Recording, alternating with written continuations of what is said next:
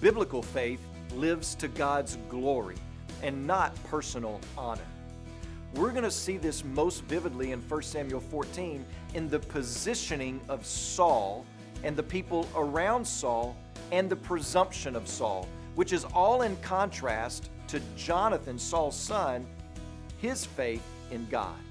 So consider with me the position of Saul that we see in 1 Samuel chapter 14, verse 2. It tells us that Saul was on the outskirts of Gibeah in a pomegranate cave. In other words, on the day of battle, Saul was hiding. He was afraid.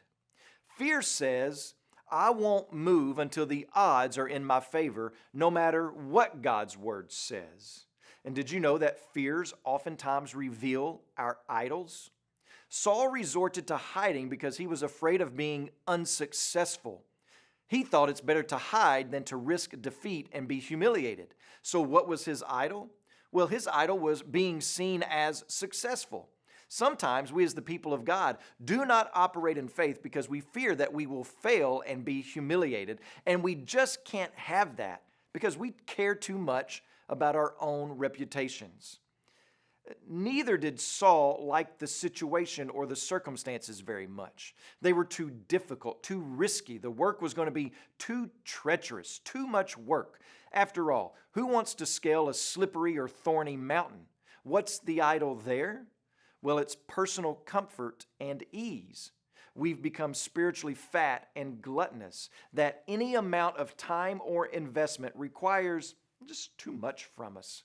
And we've lost the sense that work for the Lord is oftentimes hard work, difficult work, work that no one else would even think of doing. But you know what else we've forgotten?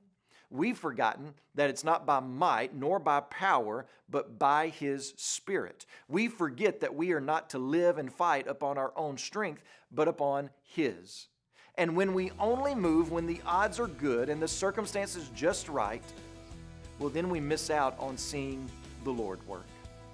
As you pray today, please remember Hubert Aliaga, our Changemaker missionary, and also remember the Bimba Life Word broadcast that's heard throughout Zambia.